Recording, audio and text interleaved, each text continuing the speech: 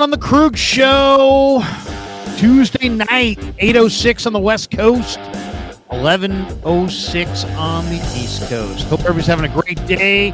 Welcome to the Krug Show, brought to you by Pig and a Pickle, the best barbecue in all of Northern California. Check them out in Emeryville and Corte Madera. They're open 7 days a week in both spots from 11 a.m. till 8 p.m. or until they run out. Pig and a Pickle, the best barbecue you're going to find. Go say hi to Damon and Mary. Tell them that Krug sent you. We're also brought to you by Marin Auto Glass, 415-883-3030, marinautoglass.com. And we're also brought to you by Mojo Fantasy and Underdog Fantasy. Check the link in the description. Use the promo code Krug, and they will match you up to your first $100. Tuesday night, January the 23rd, Raj from RSF 49ers in the house. What's up, Raj? How are you?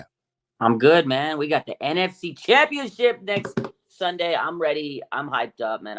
I can't wait for this game, man. What a game we witnessed this past weekend. I was there, and my heart is still de-escalating from that whole game. Oh, my God. I'm hyped up. What a miserable game that was.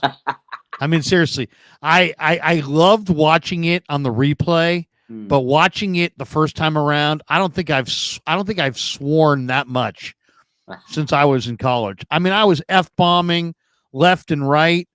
I was in the press box, which never is a good look when you're swearing. And then, you can't root in the press box. But I will say this. On the very last play, as Dre Greenlaw has the interception and he's running around, not getting down. And I know I can't cheer and I can't yell. And I'm literally like this, get fucking down! Get down! Get down! I mean, oh my God, I was losing it. I almost blew a gasket with the get down. I mean, I asked him about it in the post game, and he's like, "Fred told me to take it to the house." I'm like, you made the play. The whole clip went viral because Fred comes in, and he's like, "Well, I'm not the linebacker you wanted to see." And right, like, and Dre was in the room. Yeah, Dre's in the room. He's like, "You told me to get the pick," and I was just like, "Oh man." Oh my God. Unbelievable.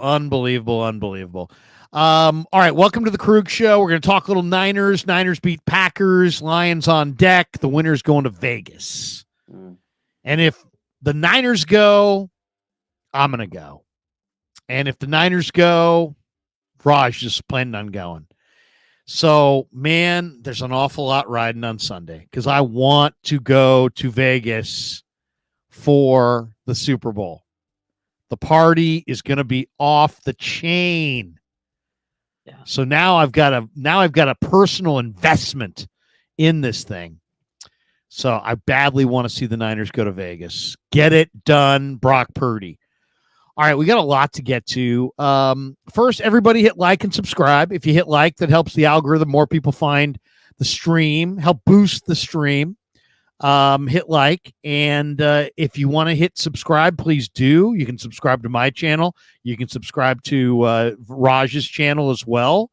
If you hit that notification bell every time either one of us goes live, you will get that notification. You don't have to miss any of the action. Man, I'm hoping to go to Vegas for the week and just produce all kinds of incredible content, go to parties, interview all kinds of players and celebrities and fans, and drink like a fish. And man, it's just going to be absolutely amazing. Yeah. I'm making my plans to go, but before we get to going, first you got to beat the Lions. Before you got to beat the Lions, you got to review the Packer game. So, Raj, what did you think of the win over the Packers Saturday night? Win is a win. It wasn't what a lot of us expected. I think a lot of people thought they'd, cover the spread, 9.5 points. I thought they'd pull away. I thought it'd be close initially, but you want to talk about close. This game had my blood pressure at an all-time high. Like I said, I'm still kind of de-escalating from that. It's tough, man. I mean, this is what I said earlier in the week when, the game ended was hats off to the Packers. LaFleur came in.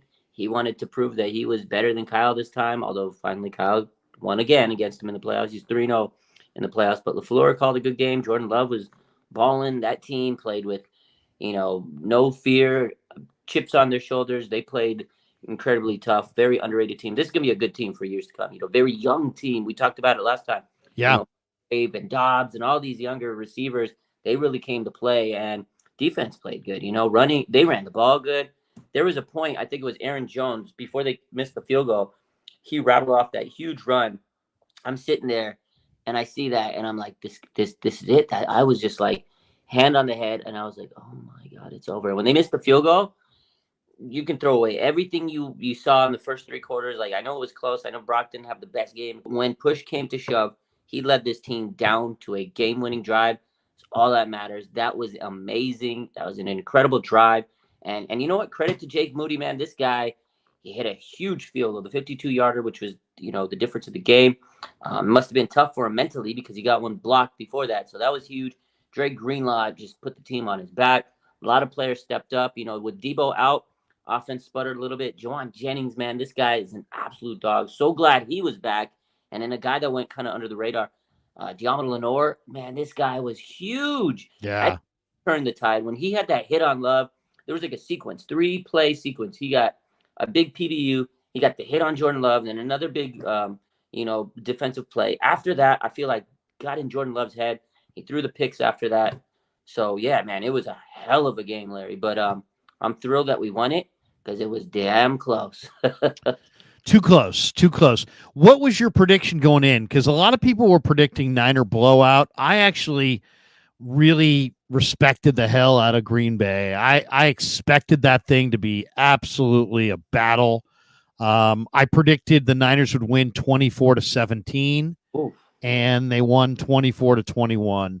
I was expecting a battle, and I was hoping it would just be a touchdown difference. Instead, it was a field goal difference, and it was really it was probably the least enjoyable Niner game I've seen in a long time.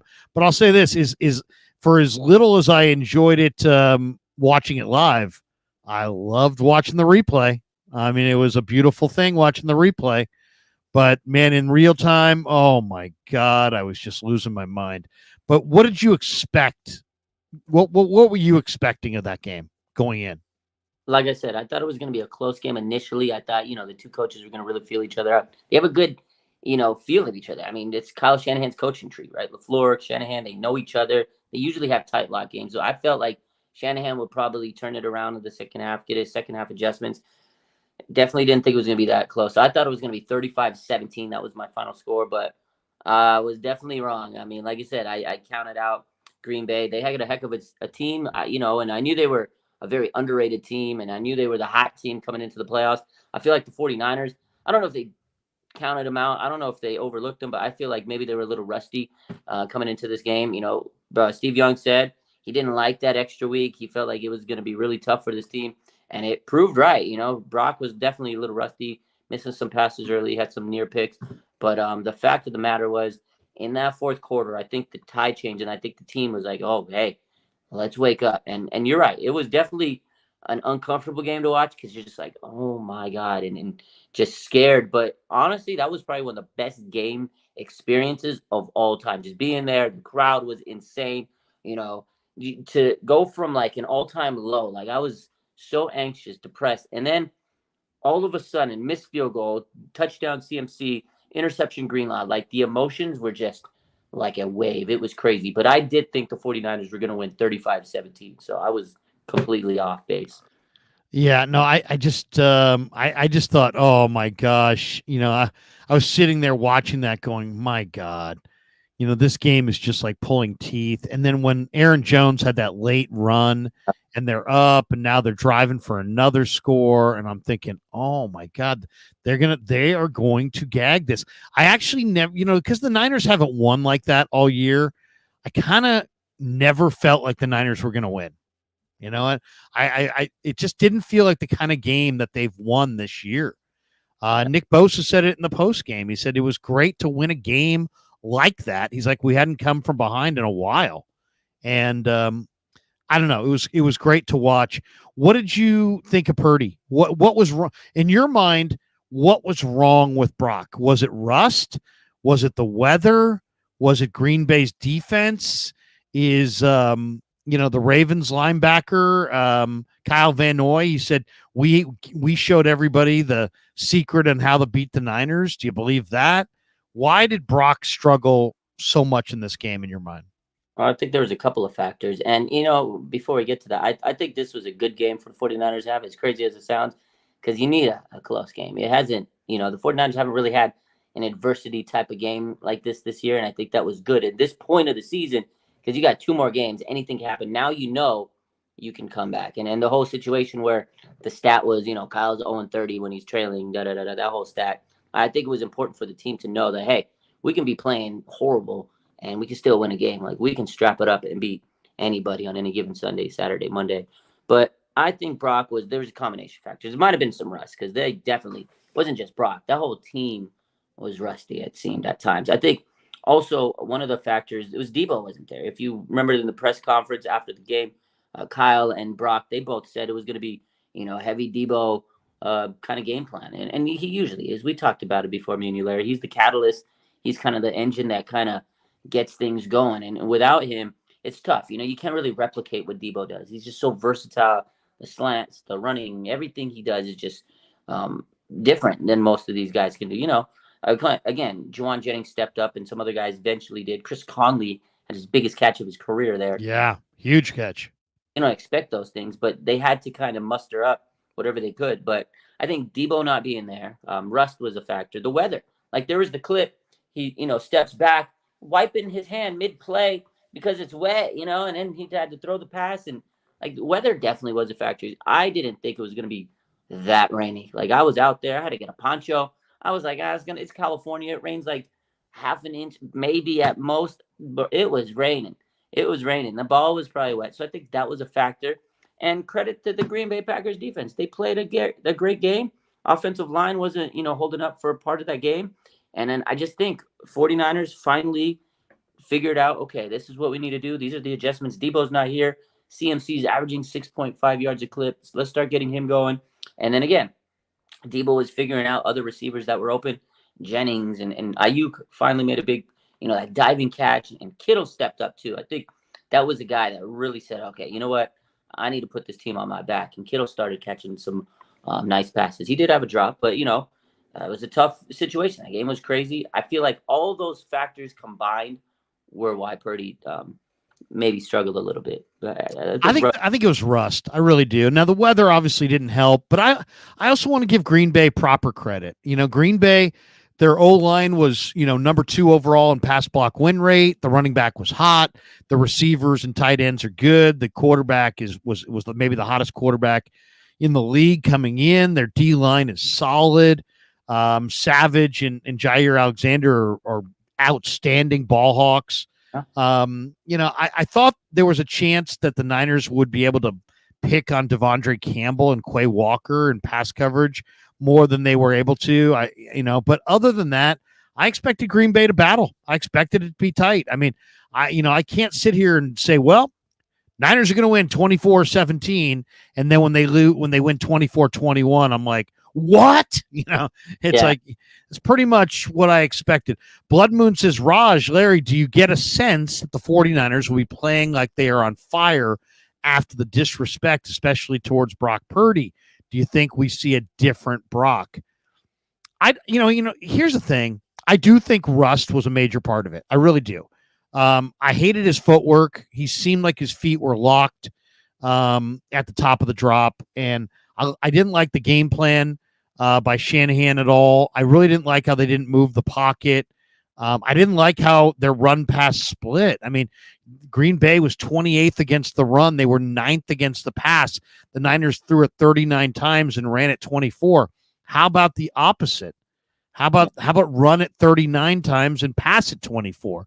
It wasn't like that game got out of hand. It was a 1-point game at halftime. The biggest deficit was Niners were down 7.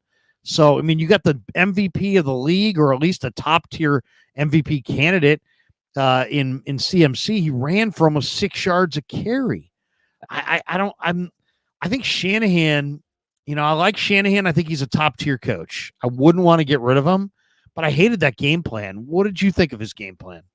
I absolutely agree. I was screaming at the top of my lungs, feed CMC. Like, I was literally screaming. Me and the guys were like, I was just like, CMC, what are you doing? I think I tweeted at some point, like, yo, just hand this man the ball. This guy is, like I said, he was averaging like 6 to 7 yards a carry before he finally broke off and had those big runs. Like, I was like, listen, man, this is your offensive player of the year. This was the guy that you traded all those picks for. This is your centerpiece. Give him the ball. And I finally did, but I said the same thing. Like, what are we throwing? And the key you made was Jair Alexander and Savage. Like, they were such good cornerbacks. Like, I think they were probably the best duo we might have played all year. And they had BA on an island for a little bit, let's be honest, because there was no Debo. It really benefited the Packers. And I just think whenever Kyle, loses a player in a game, specifically Debo, like, I feel like he just forgets what to do. Like, he just kind of crumbles a little bit. And it took him a little while to realize, okay, we have CMC.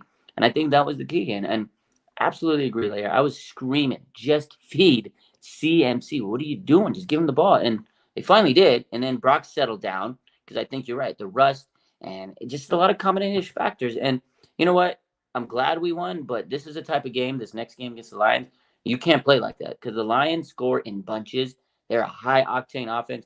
If we get down 10, 14 points, it's going to be a little harder to come back on them. Although their secondary is not as good as the Green Bay Packers. So I feel like there's a chance that we can, but don't want to get down against this team. The Lions are a very, very high-paced scoring team. But I think they will come out fired up, whole team.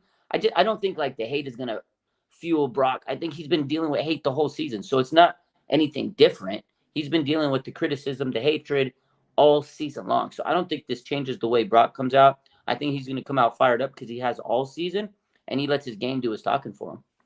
Eric Hernandez says, Larry, do you still feel the Green Bay game will be the toughest game for the Niners this postseason? I do. I said it. I believe it. I think Green Bay, was rolling. I mean, the Niners had to do a couple things. They had to halt Green Bay's amazing momentum and establish their own off a 3-week layoff and do it on a sloppy night in rainy weather. I think that is going to be a harder challenge than Detroit, even though I like Detroit. And I just think if the Niners get to the Super Bowl, it's going to be indoors on a fast track. I'll take my chances. I like the 49ers chances against Green Bay or Baltimore. Against Kansas City or Baltimore. I think Kansas City, obviously there's Mahomes, and that factor is always a major factor. But their tackles are not that great. They make a lot of penalties. I don't think the Chiefs can necessarily score with the Niners. The Chiefs' defense is going to be challenging, but so is the Ravens. I don't know. I do think God knows that Green Bay game was like pulling teeth. That was a hard game. All right, I'm going to share the screen here. Here is the story of the day. And it's just annoying. This is more annoying than anything, but here it is. Here is Ryan Clark earlier, I guess yesterday. And let's see. Hold on. I can turn this up a little bit. There we go. Okay. Here he is, Ryan Clark. I'm about to make a confession. The single hardest thing I had to do this year was act like Brock Purdy deserved to be in the conversations with the other people we're mentioning in that tweet. Because he was playing extremely well and operating in that offense and distributing the ball to Kittle and Deebo Samuel and Brandon Ayuk, we had to continue to include him in conversations with the Lamar Jacksons. We had to continue to include him in conversations with the Josh Allen. Those things are not alike. Brock Purdy is a fine player. Brock Purdy can operate in Kyle Shanahan's offense at an extremely efficient level. Brock Purdy doesn't raise the level of play of anyone around him. And so when you talk about Patrick Mahomes, Josh Allen, Lamar Jackson, the people around them benefit from having those sorts of players at the quarterback position. Brock Purdy benefits from having the sort of players he has at the skill positions around him. And so when we look at that game against the Green Bay Packers, even with Jordan Love throwing an inopportune, inexplicable interception to end the game, I was sitting there watching them going, man, the NFL world should be excited that Jordan Love doesn't play for the San Francisco 49ers. And we are starting, at least in my opinion, to get into the realm the San Francisco 49ers used to be with Jimmy Garoppolo. No. With Kyle Shanahan calling plays, we could be really good. With the players around him, we could be really good. But can our quarterback take us to the next level? And now that it's getting down to the critical football moments, to the moments that turn good players into legends, that turn good teams into teams we never forget, you're starting to see. You don't take Brock Purdy over Jared Goff right now. And you for sure don't take Brock Purdy over the two dudes on the other side in the AFC. So if you're the San Francisco 49ers, you're thinking to yourself right now, this team that we were starting to run through our quarterback better run through Uncle Shannon's nephew, Christian McCaffrey. Because if it doesn't, they're going to find themselves at home again without a ring. Wow. First of all, why should the NFL world decide now against the 49ers? So why should the NFL world be happy that the 49ers don't have Jordan Love? Why? Because the whole NFL world's game plan is to make sure the 49ers don't win the Super Bowl?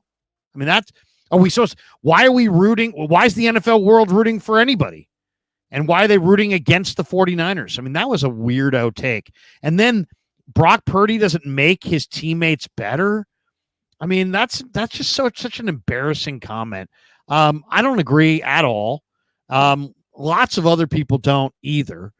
I'm not sure what the heck's going on there. Brock Purdy, the Niners under Brock Purdy are 20-5. 20-5. They're averaging almost 30 points a game. He's a second-year quarterback. I get it. He was Mr. Irrelevant. He was a 7th-round pick out of Iowa State. But he's gone to back-to-back NFC championship games in his first 2 years. The guy's really, really good. I mean, he's first in the NFL in yards per attempt, yards per completion, passer rating, success rate, QBR, total EPA. He's top 5 as far as against man coverage in the fourth quarter, on the money down, on third down, when he's blitzed, when he's not blitzed, in the red zone, when he's pressured, when he's not pressured. I mean, what are we talking about? What are we talking about? He just led the 49ers to a victory. The guy that he's praising in Jordan Love threw 2 picks. And Brock Purdy went 6 for 7 and would have gone 7 for 7 on the final drive if Kittle doesn't drop the pass. Yeah. He hits 5 different receivers. He leads his team down the field to the winning touchdown. And you're disrespecting him that much? And then this is on the heels of Amy Trask saying that there's 7 terrific quarterbacks playing this weekend, and Brock Purdy. It's like, what's the drive? Everybody's taking drive-bys on Brock Purdy. Are you trying to say that he's not legit? Are you trying to say that those stats aren't legit? Here's the other thing about this. Somebody had this tweet today. There were 7 terrific quarterbacks who entered the divisional round, according to Amy Trask. 4 of them, Josh Allen, Baker Mayfield, Brock Purdy, and Jordan Love, had the ball in their hands in the fourth quarter to come from behind and lead their team to victory. Only one of them did, Brock Purdy. So what are we talking about? I mean, and at this point, some of these guys are kind of looking kind of bad. It's like, so Jordan Love in defeat is better than Brock Purdy in victory? Jordan Love with 2 picks is superior to Brock Purdy with none? Jordan Love is better by losing than Brock Purdy is by winning? It's like, I get it. The guy's got kind of narrow shoulders. He's about 6'1". He doesn't have the arm of Allen or Mahomes. He doesn't have the wheels of maybe Jordan Love or Lamar. But I mean, what are we talking about? The guy's 17-3 when Debo and Trent Williams both play. He's 20-5. You're talking about a 24-year-old quarterback that has led his team to the NFC title game in back-to-back years. I mean, Ryan Clark is going to look really fucking bad in a couple of weeks if Brock Purdy wins a couple games. Absolutely. And he's going to have to backtrack. And you know what? Here's the other thing. If your girlfriend told you, you know what, last year I lied to you and I lied to you about this and this and this, what's your first thing that you're thinking? Is she lying to me right now? Mm-hmm. She lied to me then. If you're telling the audience, I mean, he's so ridiculously unaware. If you're telling the audience that you lied to them last year, why should we ever believe you? It's like announcing to people, you know what? I used to be a terrible pickpocket. I used to grab people's wallets all the time and run off with them. I mean, do you think they're going to trust you more? I mean, what's the point of, and why were you forced? I mean, this is another. So wait a second. So you just got to go with the flow. You're like so overwhelmed by public sentiment that you're not even an independent voice. I don't think that Ryan Clark understands the damage that he did to his own reputation, regardless of his idiocy about Brock Purdy. You just told us that you went on television and said things that you didn't believe in to go with the flow.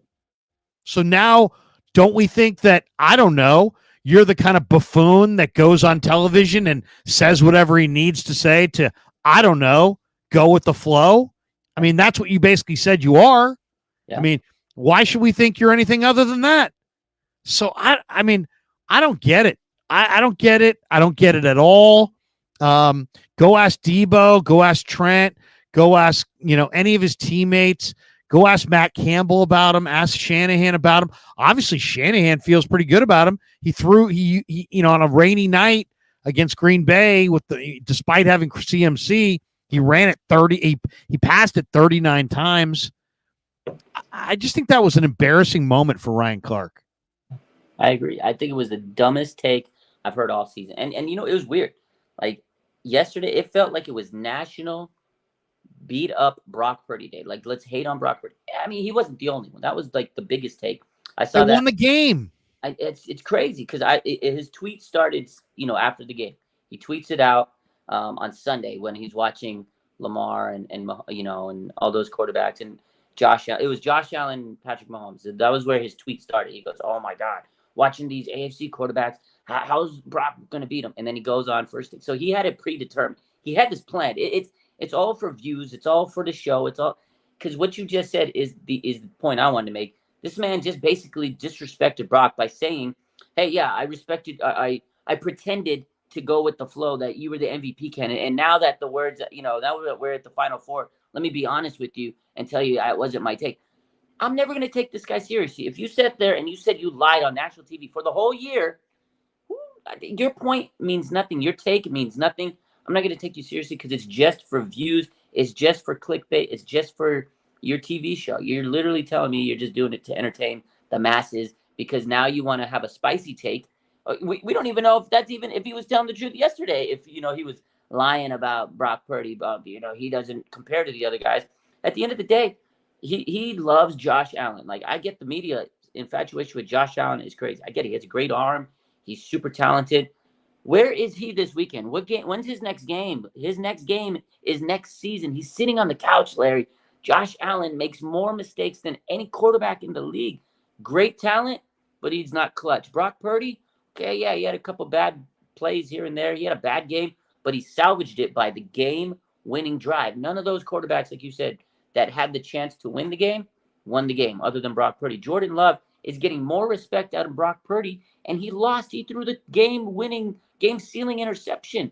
Like, it makes no sense. He's a good young quarterback. I think he's going to be solid, but he lost the game. He had the chance to take the team down the field and beat Brock Purdy. Do what Brock Purdy did to him. He couldn't do it. I just don't get it. They keep moving the goalposts on Brock Purdy. I don't know why. I think they're all jealous. They all want to be right because he was the last pick in the draft. And they're like, you know what? Let's pick on Brock Purdy. Surely he will finally falter. Surely he will finally falter. And every week he proves them wrong. It's crazy. I think they're jealous of the guy. They're mad that they were wrong. They're mad that they didn't see the talent in this guy. Second year in the league. He's only 24 years old. Back-to-back NFC championships. I don't get why people are hating the guy. He doesn't do anything mean. He's always great to the media. A very humble young man. It's not like he's a cocky guy. He's not a nasty SOB. Like, there's some players cocky. They're terrible with the media. This guy is so humble and he's respectful and he gets so much hate. I'm tired of it. I hope he hoists that Lombardi so all of these people will look like complete idiots because they are. They're complete idiots. You got Nick Wright. You got, Stephen A. Smith. You got Ryan. All these guys. Colin Cowherd. There's just no penalty for being a jackass. Yeah, and there's no penalty for being wrong. You know what? You're just flapping your gums. That's it. Because in reality, what would be great is if you're wrong, you're done. You should be, but they're going to still go back on the show the next day, and then they're going to backtrack and say something else. They're going to move the goalpost, and it makes no sense, and it's so irritating. Then today, I don't know if you saw Greg Jennings, and I knew this. Former Packer. Yeah, former Packer. He's just salty. So, and I said this the other day. What did he say? I didn't see Jennings. So he basically said, and this is my take. I knew that I said if Brock doesn't win, the media is going to say, oh, okay, now what quarterback are the 49ers going to look into? I already know that's how the media is going to go into the next phase. So if the 49ers don't win games, the talk of the offseason is, the 49ers, are they going to look at another quarterback? Brock couldn't get it done. Maybe he's not good enough. So he said that basically he goes, well, if the 49ers aren't good enough to win because Brock Purdy, he says he's kind of entering Jimmy G territory, and maybe the 49ers look into another quarterback like Justin Fields. He's like, imagine what they can do if they had Justin Fields. I said, wow. I like Justin Fields, but I mean, come on. Garoppolo, by the way, in the playoffs, 6 games, 4 touchdowns, 6 interceptions, 1 interception every game he played. 74.1 rating. Purdy in the playoffs, 4 touchdowns, no interceptions, 101.2 rating. What do you think of Eric Hernandez? He says if Trey Lance were performing like Purdy, they'd be showering him with flowers and calling him a franchise quarterback. I got to think that that's probably true. How about this one from Butthead? So if Brock Purdy does well, it's the players. But if Purdy sucks, it's on him. Yeah, that's how the media takes it. They move the goalposts for him. If he's good, they find a reason why he's good. When he's bad, it's because he's bad. That's exactly how the media, that's their take, man. It's crazy. It's amazing. It absolutely is amazing. Okay. What did you think of Shanahan's handling of the clock at the end of the first half? Oh, my God. I was sick, man. I was sick. Again, you called it earlier that there were so many poor decisions. The time management was so infuriating. I couldn't believe that. I couldn't believe how poor he managed it. Like, that was that got on my nerves. That was one of the things that I was saying before it happened. And the thing is, that wasn't the only bad thing he did. It's like you said, they weren't running the ball, but I was so sick. I was sick. I was like, man, Shanahan's gonna sell us on this game. That was bad. That was one of the worst parts of that game. I mean, I don't even want to think about it anymore because it was disgusting. Seriously, I mean, that was a major wasted opportunity. Why do you think? I mean, the one thing that I don't understand is I don't understand why the 49ers ran the ball so little and passed it so much. I mean, 39 passes in the rain with a quarterback who has struggled already this year with a wet ball against a Green Bay defense that was 28th against the run, 9th against the pass. In a game where Deebo Samuel went out of the game early, so you're without one of your top wide receivers. Your offensive line is clearly a better run blocking line than a pass protection line. Your tight end is the best run blocker in the game. The game was not out of hand. It was a 1-point game at halftime. The margin was never more than 7. Green Bay's got good pass rushers up front. They got 3 different guys in their D-line that had 7.5 sacks. They had just sacked Dallas's quarterback the week before 4 times and hit him 9 times and pressured him into 2 interceptions, including a pick 6. Why is it just that Shanahan gets pass happy? I mean, or does he have it's just really weird. When he had Jimmy Garoppolo, he ran the ball against Minnesota and Green Bay and like clearly did not trust Jimmy. Now he clearly trusts Brock, but I mean, dude, you've got CMC against the 28th rated run defense and you give him 17 carries? What do you make of that plan? I mean, I want to think that Shanahan's an elite coach, but I'm starting to wonder if the pressure's getting to him. I mean, I think there is pressure because 3 NFC championships in the last 4 years, like he's done a great job. I mean, I love Kyle, what he's done to this team. Built this roster from, nothing. They had nothing when they took over, right? And it took him some years. His free agency moved him, and John Lynch obviously needs credit too. They've put together a great team, great culture they've cultivated. But I feel like there is a lot of pressure because everybody always remembers 28-3. I think when he gets to these big games, these big moments, I think the pressure just hits him. And sometimes I don't know if he folds, but I think he just maybe overthinks himself. I think he realizes like, okay, it's like a chess game and maybe they're not going to see me doing this all the time. And I do think that part of it is he trusts, Brock, and that's awesome that he does trust him. But in the rain game, I would have expected a lot more running, the football. And it's the playoffs. You got to run the ball. So I don't know where Kyle's head is sometimes. I think, again, like I said earlier, sometimes when he loses a player, I think that throws him off his game. I think his game plan is so like he tries to structure his game plan so much, the script and everything that he always has. I think he tries to stick to it so much. Like when something is off, it throws him off. I kind of feel like he might have some OCD tendencies because he doesn't want to stray from it. Like he has to still do what in his mind needs to be done, you know what I mean? Because he's so like strict in what his rigid game plan is. So I think that's part of it. But I mean, you can't fault the guy for, trying at the end of the day. But man, I tell you, sometimes I get so furious. Like I said, I'm screaming, run the ball. The game management, like you said in the first half, like I was just like, are you wasting opportunities here? And I don't know. I think sometimes he just gets inside his head, and that's what dooms him. But I feel like he's improved this year in terms of being more aggressive, putting the foot on the metal. But he's not perfect, and he's got 2 more games because if he loses one of these next 2 games, the media is going to come right at him and say he'll never win the big one. He'll never win the big one. Like it's probably just mounted up, all the mental pressure, because look at what happened with Andy Reid. It finally took him, till he found Mahomes, but he was in the same boat every year. He'd fail. And the media was like, he's never going to do it. So this is the year, man. I think Kyle can get the monkey off his back, but he has to call 2 perfect games from here on out.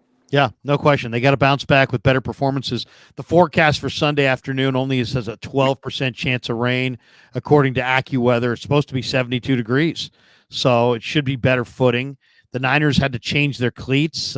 Ward couldn't keep his feet. Gibson couldn't keep his feet. I mean, the Green Bay had kept their footing better on the Niners field than the Niners did on the Niners field. Let me ask you this. Do you expect Detroit to be better than Green Bay, or is Green Bay better than Detroit? It's a good question. I think Green Bay was hotter coming into this game, so I think they were playing, like I said, they had nothing to lose. Green Bay had literally nothing to lose. They were just happy to be in the playoffs, I feel like, because they were like 2-5 at some point, something like that. They went on a huge run. They went on a big run. So I think that was the team that I think no team wanted to play Green Bay going into this playoffs because they were so hot. Jordan was kind of feeling it. The receivers were stepping up. They got a good young team, good coach, So I think in a sense, yeah, Green Bay might have been the better team in the moment in the playoffs, but I think Detroit is the better team. You look at that roster top to bottom, Gibbs, Laporta, he's like a young Kittle. You got Amon-Ra, that guy is incredible. And I know the 49ers secondary was slipping and falling and, just their cleats weren't set. They need to make sure they come with their A game because this offense of the Lions, I think, is better than the Green Bay Packers. Although I think Jordan Love is better than Jared Goff. Jared Goff is a good veteran, and he's been in the Super Bowl before. He's been written off. I mean, that is a huge factor right there. Jared Goff, he hasn't had the best history against the 49ers. A lot of pick sixes. You got Javon Kinlaw's picked him off. I think Fred Warner's picked him off. numerous others have had interceptions on him. But I do think Detroit's a better team. Jared Goff definitely is a solid veteran, but I think Jordan Love was better than him. Although in the playoffs, experience matters, and Jared Goff has a lot of experience, and I think that's going to help them. And then the other factor is Dan Campbell versus Kyle Shanahan. We talked about Kyle. Dan Campbell is no fear. If they need to go for it on 4th and 20, if they need to go for a 2-point conversion, he's going to go and do whatever he does. He doesn't care about the analytics. He's going to do what he thinks he needs to do to win. So that is another X factor. Is Kyle going to be able to outcoach Dan Campbell or vice versa? Will Dan Campbell be able to outcoach Kyle? That's a huge matchup. I think Dan Campbell is a phenomenal coach, and that is going to be, to me, an X factor in this game. I do think Detroit's the better team than Green Bay, but in the moment, I think Green Bay was the better team because they came in so hot with nothing to lose. I think the Niners are going to play a lot better. I really do. I think they're going to play a lot better. I don't know that they're going to play a lot worse. I think they're going to play better. I think that's going to be the difference. But I'll tell you, the secondary for the 49ers is making me nervous. Tayshaun Gibson doesn't look good. Logan Ryan was a disaster against the run. Ambry Thomas did not play the ball in the air with poise. He's just grabbing guys. I mean, what are you doing, bro? Are you confident in the Niners secondary, or would you make a change? I'm confident with everybody except Ambry Thomas, because that guy was definitely he was the weak link there. He was getting PIs. He just wasn't being able to stick with the receiver. And again, with Logan Ryan too, I wasn't happy with him. I know Jair's had some injuries, and I know that, he's been the rookie and you want the veteran presence. He's missed some tackles in his time, but he's a young buck. But Logan Ryan, you're the veteran. You shouldn't be missing those tackles. Like that play that we talked about earlier with Aaron Jones, I was Logan Ryan that missed the nasty. I mean, he got his ankles broken. He missed the tackle, and it almost was the game. So I think that you should make a switch and maybe put in Jair Brown, maybe see if George Odom can be, beneficial in that spot. It's just tough because my guy Talanoa, I wish he was there, man. It was nice that he was there on the sidelines, but that loss is, showing a big gaping hole because this secondary has been really patchwork over the last couple of weeks. And I think that maybe their chemistry isn't what it was when Hufanga was there, because then you had the rookie, again, you had Logan Ryan, Ambry Thomas, he's been thrown around different times. He played good early in the season, but I mean, other than Mooney Ward and Diamond Lenore, who were really solid. I mean, Mooney Ward had a couple PBUs in the end zone that really saved the game.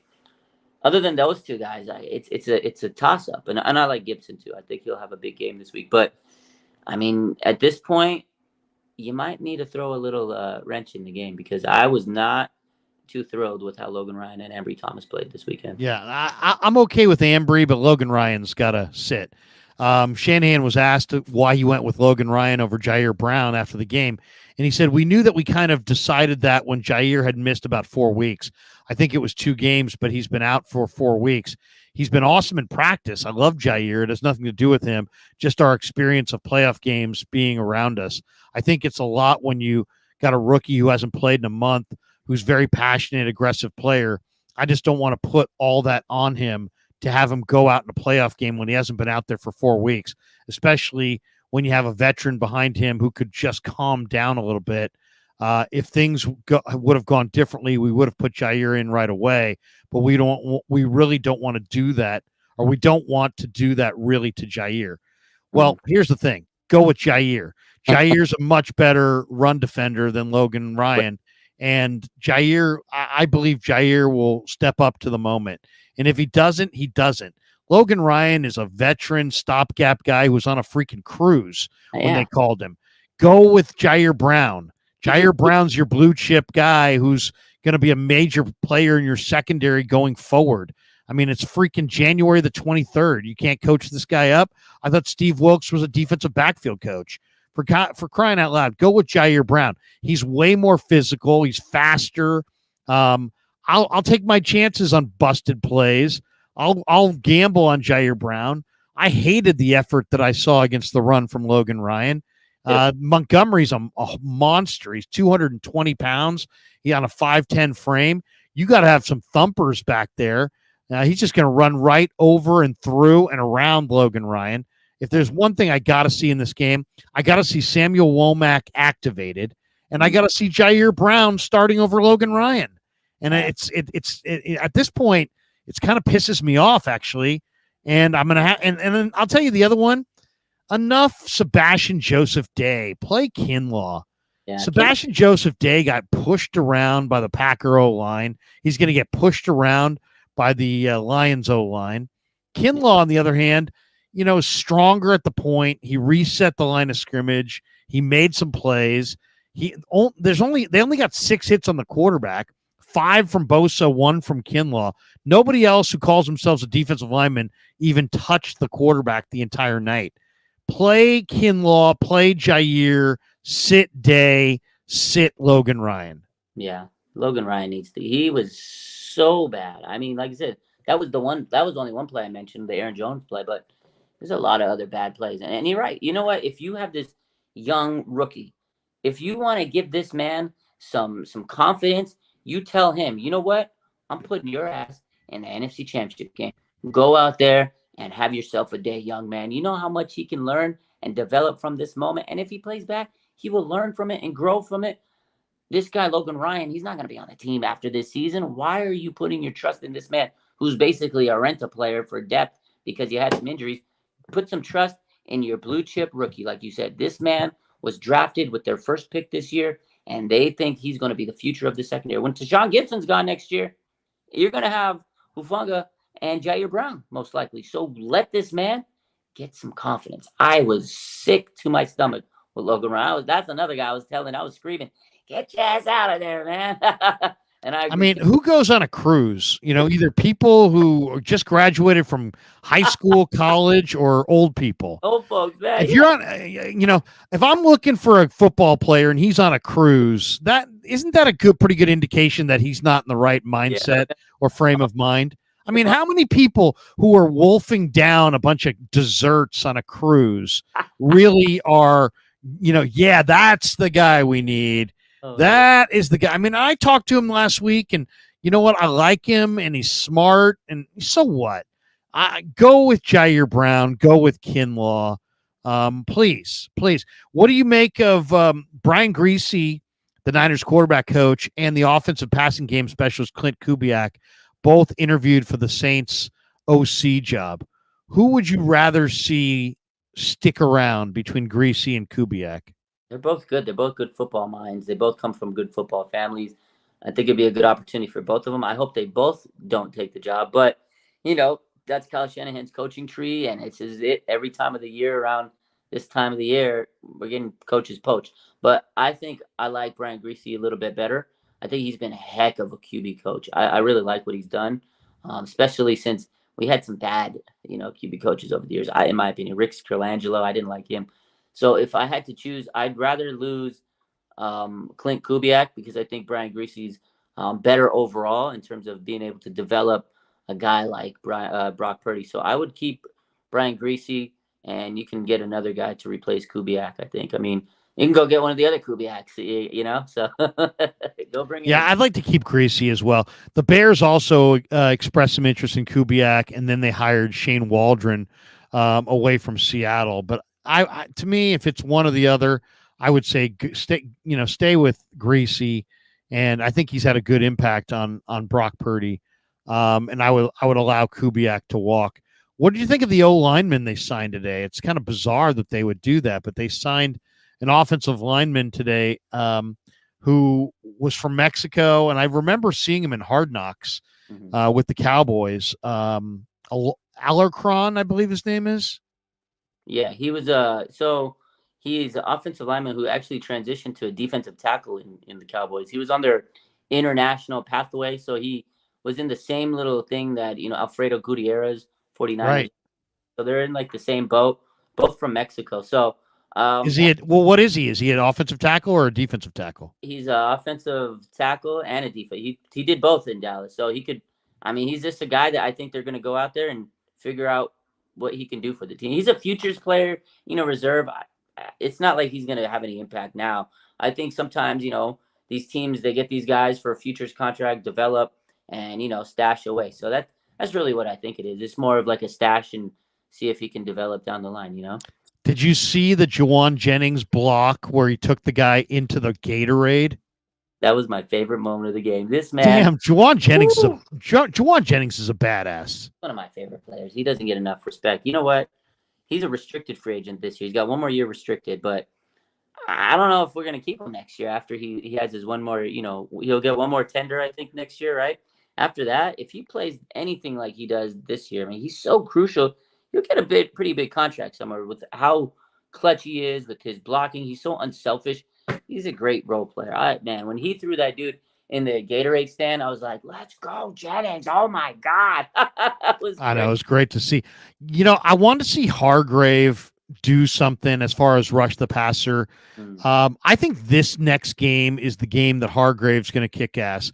The Lions left guard, Jonah Jackson, is most likely out of this game with a knee injury. Their backup there is a really raw player. Also, Frank Ragnow's got a sprained ankle and a sprained knee. And to me, if the Niners can get some push in the middle against Jared Goff, I think that wins the game for him.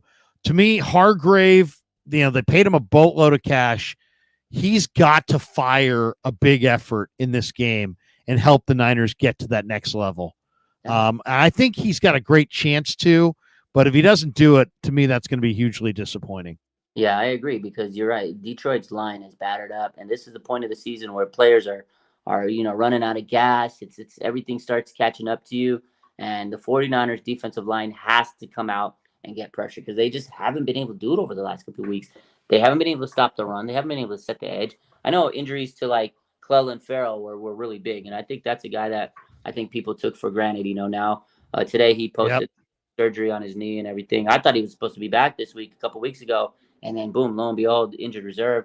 That was huge, man. I really like Ferrell, but these guys have to step up in defensive line, especially like you said, against the pass rush or against the run defense. One guy that I need to see step up. I know you said Hargrave. He's getting paid a lot of money. I need to see him step up too. I need Chase Young to have some impact. I've been looking for him. I can't find him on Sundays. And he got close this week, but yeah, you got to get home. Listen, he wants a contract this out. He's playing for the bag, whatever the case is. It's like he came into the Jaguars game and he had this like, oh my God, Chase Young, Nick Bosa, and we were like, oh, we got blinded by the hype. It was amazing. And then he was like, all right, now I'm just going to sit back. I'm going to sit back, and I'm going to sit back. Where's he been, Larry? I haven't seen him. He kind of just washed himself away. After the Jaguars game, he just like kind of sat back and he's collecting. He's just there for the ride. He's like that guy that gets the participation trophy. He's like the guy that in a group project, he just sits. He's just part of the team. He needs to step up, Larry. I have not seen Chase Young do anything since the Jaguars game. If they said to me, thumbs up, thumbs down on re-signing Chase Young, yeah, that'll be a thumbs down. That'd be a thumbs down. There's too many guys in the draft. Go after somebody in the draft. He's lost all of his speed. He's lost all of his bend. He plays kind of high. He's not that fast. The guy that I wanted to see them, and it because I was saying it to you all off season, I wanted to see them go sign Leonard Floyd. And then he went to Buffalo. Leonard Floyd has way more juice as a pass rusher than or Jadeveon Clowney. And now Clowney had a good year with Baltimore. And, they wind up going with Chase. And it's not that Chase can't play. Chase can play. It's just a little stiff. He doesn't look like the player that he was. And that kind of, I don't know. Personally, I just think that he's been a little bit disappointing. He's like one of those guys. He has a big rep and he's got a big name, but he's not really playing to that reputation anymore. I agree. He has a huge name, and everybody, name recognition. I think Bosa loves him. Sometimes I'll see them on the sideline. They're always like chopping it up. There's like video cuts, whenever the 49ers put videos together, it's like Chase Young and Nick Bosa, they're like inseparable. So I know Nick is happy that he's on the team because they're boys, but I need to see him do a little bit more than celebrate with Nick Bosa. Again, the Jacksonville game had me in a chokehold. I was like, oh man, Chase is going to be amazing. And ever since then, it's kind of like he's like, I'm going to sit back in the corner now and let everybody else work. He needs to give a little bit more effort. I see, like, sometimes he'll have some good plays. Like you said, he almost got home here and there. But I feel like sometimes he doesn't give 100% effort. He was getting pushed around and blocked away. He could not set the edge. That's the thing that irritates. He just can't set the edge right.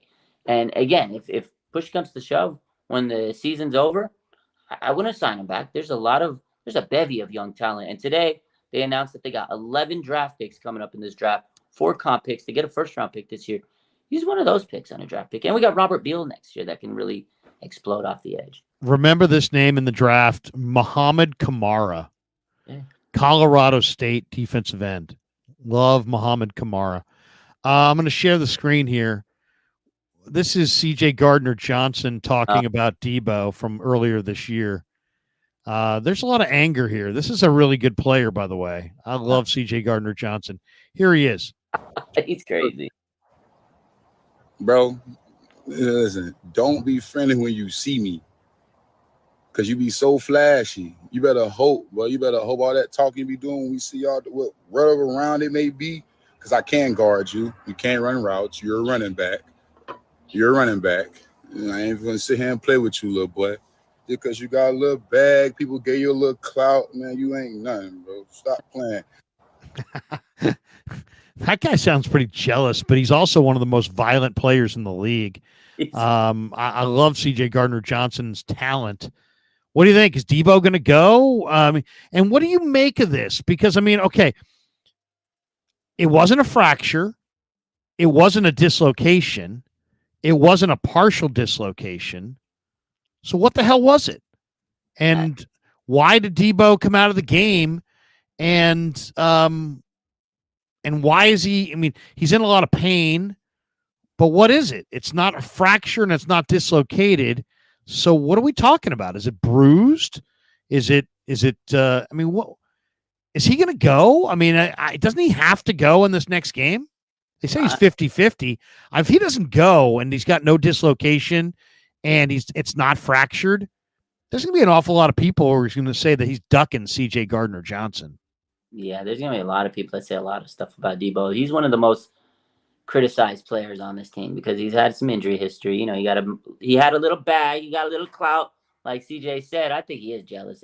First off, you know, in terms of CJ, that guy talks, runs his mouth. He did the same thing to Baker. He says, you know, you're terrible. Baker said to watch the film, and he goes, I watched the film double time, and then he, you know, threw the ball when he intercepted him. So this is a game I need to see Debo because I need to see him come out and just shut up Chauncey Gardner-Johnson. But again, no fracture, none of that, no dislocation. I think it's a pretty extreme sprain. Maybe it was like a very high-level sprain.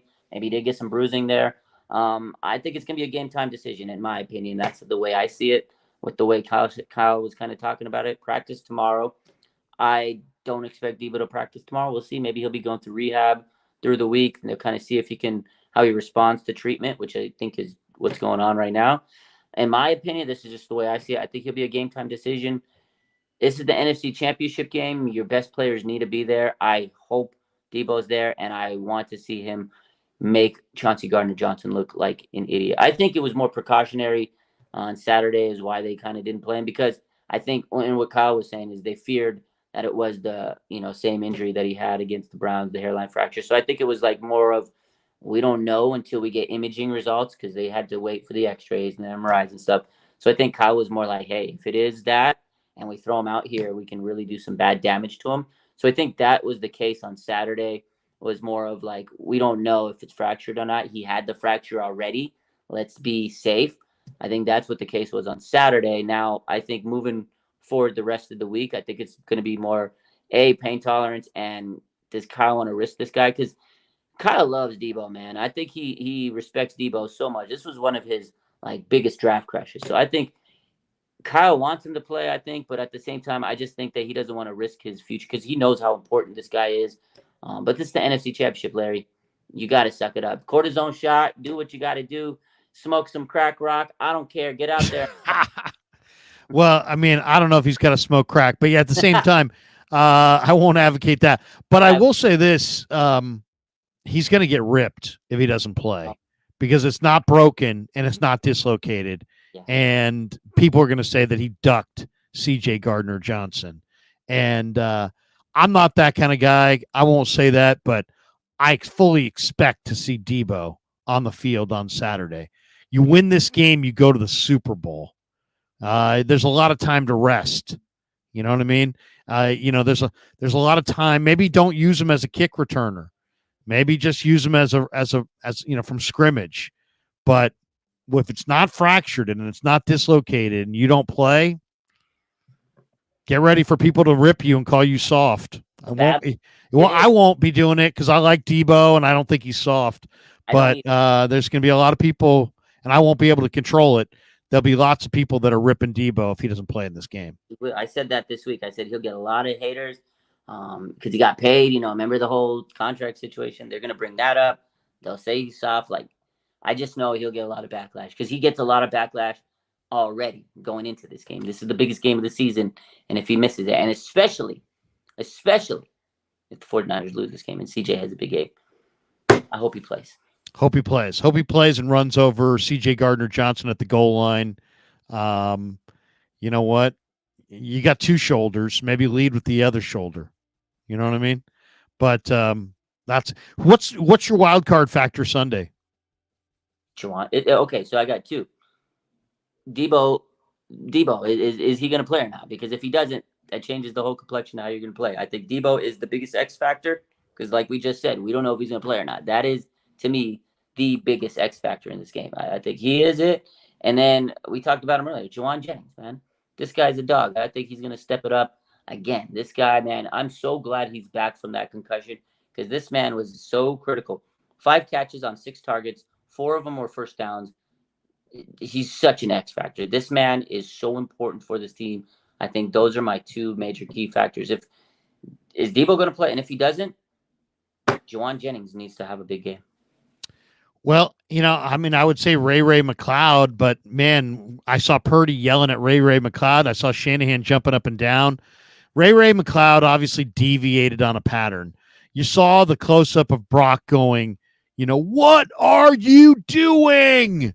And you saw Shanahan jump out of his skin. I mean, Shanahan had 45-inch vertical on the sideline there, and Brock called out Ray. Now, did you see? Now, my 14-year-old sent this to me, and you're all over everything. So I said, I'll check with Raj.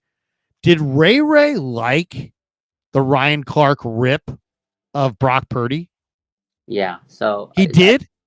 So he did, but there's an explanation. The explanation. I need an explanation. Yeah. So the explanation I get. So if you guys, the ESPN video post, the ESPN post of the whole, video we played earlier, right? The whole video of Ryan Clark ripping Brock Purdy. It's a picture that had all the quarterbacks, and it said, what Ryan Clark said on the image, right?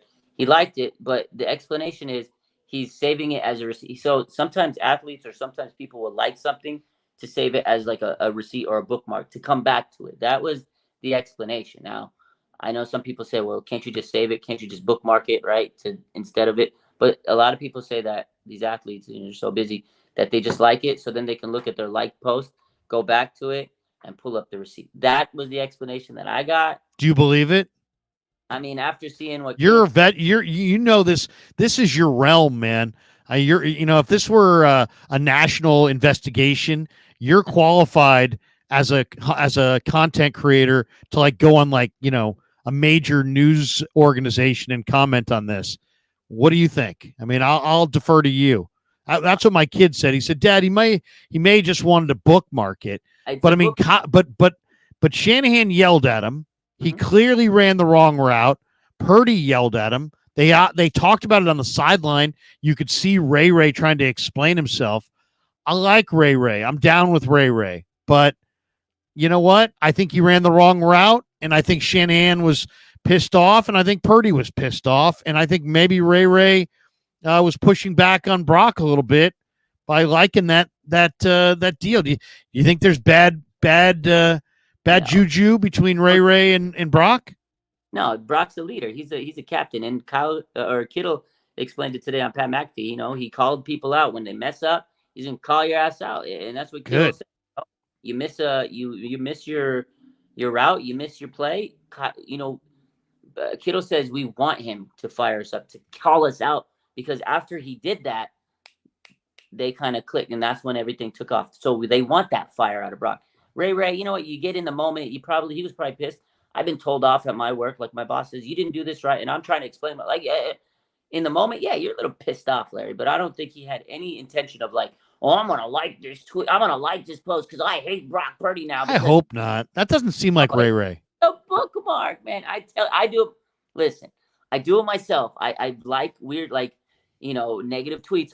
I know I can bookmark it, but sometimes I just like it, and then I could come back and go to like post or whatever, like tweet, and then and because if you go to your like stuff, you can see it. But when people are looking at your stuff, oh, why did you like that? Why? Because people take it out of context.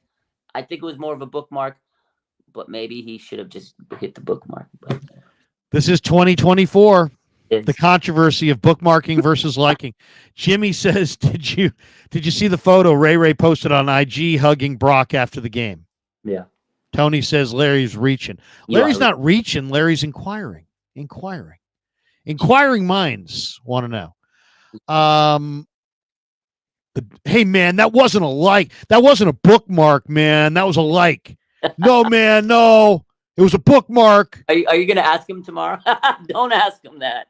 Yo, Ray, was it a bookmark or a like? You can be like, what are you talking about? Just absolute idiot. I cannot go with any of these questions. Come on. I know you threw a like in there, but I get the sense that it was a bookmark. Where do you stand? Oh my God, this is the crazy world. Millhouse Meets says Larry, National Inquiring. Yeah. Let's get this one. Tony Ugiatafa says Larry, love you, Larry. Just sounded like you were. LOL. No, I hear you, Tony. I want to know. I'm digging deep to get to the real story. All right, let's read the supers, and then we're going to bolt for the door. I got one last question. Here we go. We got 9 supers. Blood Moon, Raj, Larry. Okay, we already did this one. We go to this one. Mond Green Eggcorn. All right. What is the hang up with cycling through running backs? Where the hell is Elijah Mitchell, by the way? The guy looked great at the end of the year. We can't use Elijah Mitchell?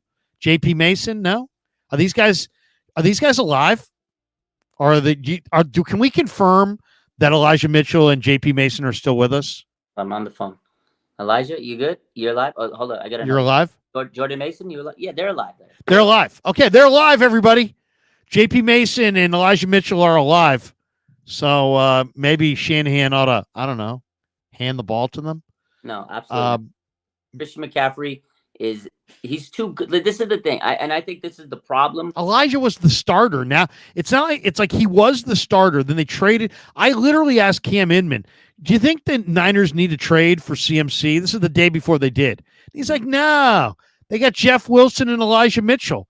Now Mitchell can't even get a freaking carry. He was the starter. I get it. Okay, here's the thing. This is my take on it because I was banging the table for CMC, and I'm happy they did. There's no player on that roster that is like CMC. He's a generational talent. He's a Hall of Fame player. He got 2,000 yards for scrimmage yards. Like Kyle has been looking for this type of player for like how many times has he drafted a running back because he wanted this type of guy? This is the greatest player in Kyle Shanahan's offense. Like this is Kyle's dream player, the prototype. Debo is one. Christian McCaffrey's his prototype running back. Are you kidding me? We were screaming for him to feed CMC. I don't think any of those other running guys. I know they're good. Elijah's a fun, great player. He was the starter. He set a rookie record. I get all that. He's playing well. He's playing good. I get it. But he does have injury risk. And Mason, he already answered that question. He's the third running back on the roster. He's not getting any time. That was a fun question by Grant, by the way. But Christian McCaffrey is so good. He does things. He hits the holes, pause. He has the vision that none of those players have, Larry. Like Christian McCaffrey sometimes it's a blessing and a curse. He's so good that Kyle can't trust any of those other running backs because they cannot do what CMC does. You give we're such a weird team. He's we use one running back, but 2 offensive guards. I know, but he's so good, Larry. Like this guy can take. I know, but I mean, and explode for a touchdown, and it's like the threat that CMC gives you, and I understand. Well, how about this? If there's no Debo, how about using instead of using Conley and Ronnie Bell and those guys, how about flexing CMC outside, using him as a receiver and using Elijah as the running back? That's a good thought. I think now that I'm always thinking. Yeah, with Debo out, maybe that's something that Kyle cooks up. You know, he has a little bit more time to prep. But again, my take is, and I don't think you're wrong. I think you should give Elijah and those guys some carries. But Christian is so good. I think it's so hard for Kyle to not give him the ball because he's like, this is the guy he's been searching for. He's been dreaming. This is his dream. Christian McCaffrey's the dream player he's always wanted. As we get down towards the end of the year, I'm starting to wonder about some of the usage of these players. Like, why did you pull Feliciano for Burford? Oh, yeah. Why? I'd love to know. Who's better between Burford and Feliciano? I need to know. It's close. I like Feliciano. It's a tough one. Okay, a couple more. 49er _ throwback. Who was the unsung hero of the game? I'd say Brock Purdy. Or do you guys say Dre Greenlaw? Kittle talked about where Purdy had to express himself. I'm going to go with Dre Greenlaw. Get freaking down! But I'll go with Dre Greenlaw. Who's your unsung hero of the game? Greenlaw was the hero. He was unsung. My unsung hero was Chris Conley, man. That was the biggest catch of his career. Maybe Ayuk with that catch off the turf. Brandon Ayuk was nice. So to me, I had two. I had Chris Conley came out of nowhere, makes the biggest catch of the game. And then Jake Moody, man. This guy to hit the 52-yarder after having your field goal block. And then the week before, good call. You had 2 weeks off to think about, holy crap, I just sold the game against the Rams. Everybody was hating on him. Gets his field goal block, 52 yards in the rain, down the middle. Like, the kick was down the middle. We don't win that game without that kick. So I like Jake Moody as an unsung hero. Jake Moody, he's the man. KR says no Debo? ? Use CMC at wide receiver and Elijah Mitchell. I think Elijah's with an E, but yeah, we got you. At running back, CMC at wide receiver is better than Ray. Okay, I'm with you there. We got this one from Mark Failer. Enjoyed the show today, especially the Giants talk with FP. I was on the radio today on 95.7 The Game, and I don't even watch baseball. Do you think his take on Debo was a good one? I did. Also, why was Dibbs so cranky? Would love to see more FP. Dibbs just doesn't want to talk any baseball. And then when since I was running that I was kind of in the lead dog chair, I kind of picked the topic. And so Dibbs had to talk baseball. And this is what Dibbs does when baseball comes up. He just puts it down, rips it. And I get it. It's baseball. But, I'm sitting there with FP Santangelo. He's a former baseball player. What am I going to ask him about the Warriors? And the Warriors haven't played for 10 days or 2 weeks. And, we've been talking Niners all day. So I want to talk a little baseball. And I get what I want. That's the deal. I talk about what I want, and that's the way it works. As far as his take on Debo, he basically said that Debo was hurt and couldn't go. My take on Debo personally is that I think he had an injury, suffered some pain, thought maybe he had refractured it, pulled himself out, and then the x-rays came back and said it wasn't a fracture, and then he'll play this week. That would be my guess. I hope he plays. I hope he plays. People will rip him. I won't, but people will. They will. Darren Dengler, Kyle Folds went off script. He just needs someone over his shoulder to call a different play. The same way Christian called the touchdown play. Yeah. I like that. Kyle's pretty good, though. Greg Argisi, did you guys see what McAfee said about Brock? Yes, we did. McAfee defended Brock. Bay Area says, good show, Larry and Raj. Jair Brown better be out there on Sunday. Yeah, I agree. Maybe that will be my question tomorrow for Shanahan. Ooh. Kyle, here's a question. Jair Brown better be out there on Sunday. That's not a question. It's a demand. What? How about this? Hey, Kyle, I've got a question for you. Jair Brown better be out there on Sunday. Do you agree? Yeah, there you go. He'll be like, yeah. How much you give me if I ask the question that way? I give you a lot for that. Jair Brown better be out there on Sunday. Oh my God. Agree? He'll say, you see the door? You better be out there right now. Yeah, seriously. Yeah. There's an extra seat in the press box because Larry Krueger had his press credential revoked. Send it to me. Andy 707. We need to play off Raj. We need playoff Raj. I'll be there. Don't worry. I'll be there. I said to playoff Raj, but he means playoff Raj. Yeah. Okay, we got Andy. You like the Alabama Slammer drink, Larry? You know what? It's kind of a foofy chick drink, but if I'm gonna do a shot, why not? You know that, or maybe like a kamikaze. Have you ever had a kamikaze? Yeah, those are tough. Yeah. In college, we used to have a kamikaze chair, Oh my. and it was basically like a lounger, and you just would tilt it back, and they'd pour kamikazes down your throat. It's a good drink. A kamikaze. I'm not sure exactly what it is, but it's good. It's kind of green. Not sure what exactly a kamikaze. Let me look that up real quick. What is a kamikaze drink? What's in the kamikaze? Let me see. This is worth kamikaze shot. Here it is. A kamikaze shot is a simple blend of vodka, orange liqueur, triple sec, and lime juice. Oh, okay. It's damn good though. It's good. It's tough. Good stuff. Yes. Nick says, "What do you think? What do you think Purdy's stat line will be?" I think he's going to throw for like 285, 2 touchdowns, and run for 25 yards, something like that. I like it. I think he's going to take care of the ball. I think they're going to win. I think the Niners are going to bounce back and win. I think this game's going to be easier than the last game. I pray. I hope so, man. Last super Tony says, "Here's 5 to ask that question." Larry, ha ha ha. Yeah. Kyle, quick question. Jair Brown's gotta play. Yeah. Agree? Agree. Do you agree? Agree. Good stuff. All right, last one for wait, one more here. Damn, people just won't let us get out of here. Andy 707. If the Niners win, we need Larry to mug for the camera. Yeah. I'll mug for the camera. Yeah. Nobody likes mugging for the camera more than me. You can be in All the right. if they win. You can. Oh yeah. I always go in there. I like to talk to. I mean, I got a good rapport with 5 or 6 guys in there that I really like talking to. The post game window's tough because, it's always rough to interview somebody as they're getting dressed. You know what I mean? It's kind of a weird thing, really. Yeah.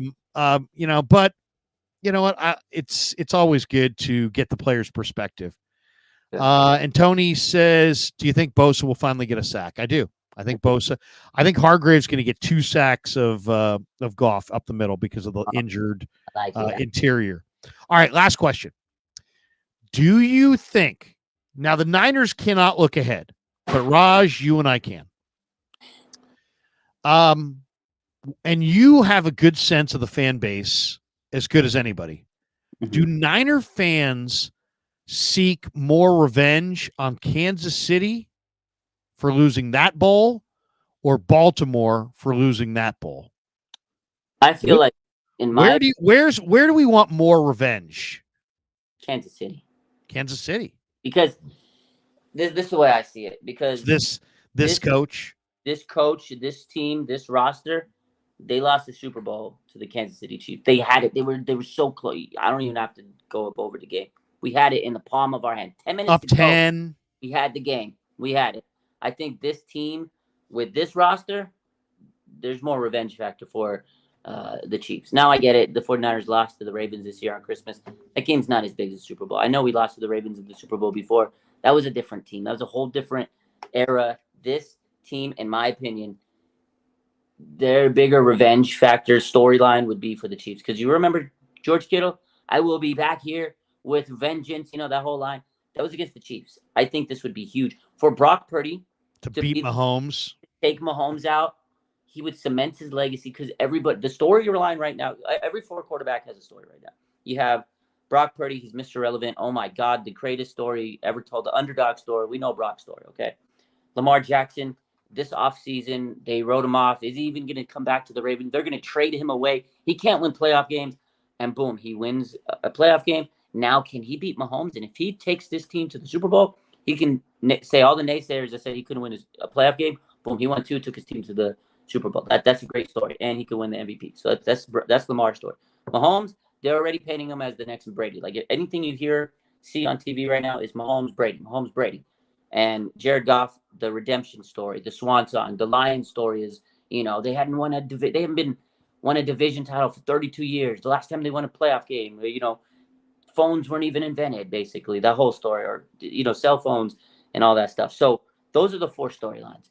for Brock Purdy to take down the Tom Brady storyline would be amazing. Like his legacy would be cemented, and that would be the biggest redemption story of all time. Can you imagine Brock Purdy takes down Mahomes? Brock Purdy that would be like Eli Manning taking down Tom Brady. That's the modern version of it. Either way, I don't even care. I don't care, but Mahomes would be sweet. Yeah. Mahomes would be sweet. Beat Andy Reid, beat Mahomes, get over on Kansas City. I would love to see it. I would absolutely love to see it. Once again, tomorrow I'll be down in Santa Clara. Jair Brown's got to start. Agree or disagree? All right, Raj, good stuff, man. What do you got cooking the rest of the week? And by the way, sorry for going so long tonight, but we had a lot of, we're getting down to the nitty gritty. That was good, man. We're good. No, I mean, same thing as always. I'll be at the game, so I'm just waiting. I'm just counting down to the game, man. I'm excited. So.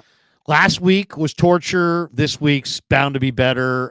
Thanks to all you guys. Seriously, great stuff. Thanks to people for the super chats. I'll put out a bunch of more videos tomorrow from Santa Clara. Should be good. I'll ask tough questions. I don't know if I'll ask that tough question, but I'll ask tough questions, damn it. And have a great night, everybody. Thanks to Pig and a Pickle. Thanks to Marin Autoglass. Thanks to Underdog Fantasy, Mojo Fantasy. All you guys. Raj is the man. Peace. Yeah, never met a man I've been scared of. Careful, you gon' get exactly what